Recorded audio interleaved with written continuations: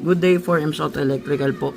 Explain ko lang yung pinagkaiba ng 370 sa 380 na gauge 16. Sa gauge 16 na 30 meters. Ito po siya. Ito yung 380. Itong may combi color. Color green to. 30 meters 380. Ito yung strands niya. Bilangin natin. 1, 2, 3, 3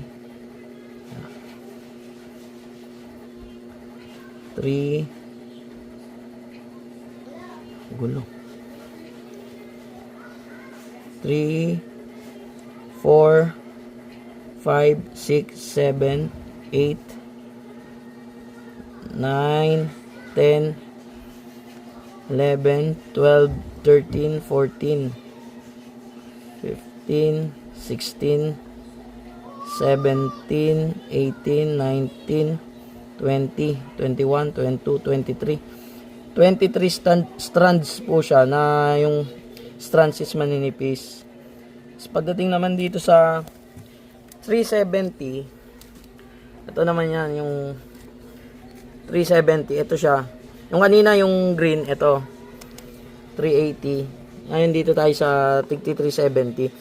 Yung pinagkaiba naman niya, manipis, kasi ito yung manipis yung balot, hindi manipis yung tanso. Ito yung ano niya, 2.2 2.3, mga ganyan, 2.2, 2.3 yung pinaka ano niya. Ito naman 1.7 yung pinakasukat niya, kasama yung balot. Pero yung strands, makakapal siya. Makakapal, matigas compare dun sa kulay green. 1, bilangin natin. 1, 2, 3, 4, 5, 6, 7, 8, 9, 10, 11, 12, 13, 14, 15, 16. 16 strands na matitigas, pero pag compare naman natin yung tanso, parehas lang. Pinagkaiba lang talaga yung balot. Ito pang isang brand, gauge 16 rin to. Ibang brand, magkakaiba kasing brand to, itong green, itong pula, tsaka itong solid color na manipis. Pero gauge 16 lahat to, itong tatlong to.